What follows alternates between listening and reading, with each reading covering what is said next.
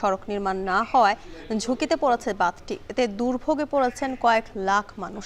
এ বিষয়ে বিস্তারিত জানাতে সরাসরি যুক্ত হচ্ছেন সহকর্মী কাজী মনিরুজ্জামান। মনির, তীর রক্ষা বাঁধের সবশেষ পরিস্থিতি কি দেখছেন? বাঁধটি পুরোপুরি ঝুঁকিপূর্ণ হয়ে পড়েছে, কারণ সামনে বর্ষা এবং এই বর্ষা মৌসুমে বৃষ্টি এবং বর্ষা যে নদীর স্রোত থাকে, যার কারণে এই অংশ যে দেবে গেছে বিভিন্ন অংশ, সেই অংশ দিয়ে পানি প্রবেশ করতে পারে এবং পানি প্রবেশ করলে কিন্তু ভাঙন আবারও পুনরায় দেখা দিতে পারে, এমনটা কিন্তু পানি উন্নয়ন বোর্ড বলছে।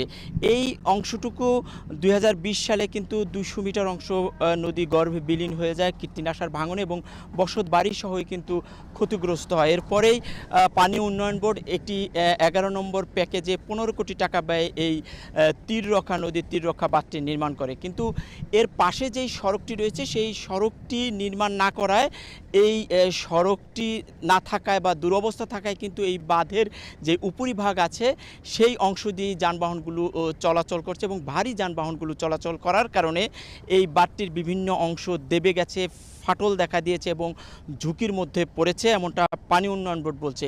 এই সড়কটি কিন্তু খুব গুরুত্বপূর্ণ, পৌরসভার একেবারে প্রাণকেন্দ্রে, এবং এই সড়ক দিয়ে পার্শ্ববর্তী 6টি ইউনিয়ন সহ মাদারীপুরের শিবচরে কিন্তু বেশ যানবাহন চলাচল করে এবং সহজ যোগাযোগ। এই সড়কটি এই নির্মাণ না হওয়ায় যোগাযোগে যেমন ভোগান্তি সৃষ্টি হয়েছে এবং যাতায়াতকারীরা যেমনটা ভোগান্তিতে পড়েছেন, পাশাপাশি কিন্তু এই অঞ্চল ভাঙন কবলিত হয় কিন্তু এই আতঙ্কিত হয়ে পড়েছেন এই বাঁধ তীরবর্তী যারা বসবাসকারী রয়েছেন তারা।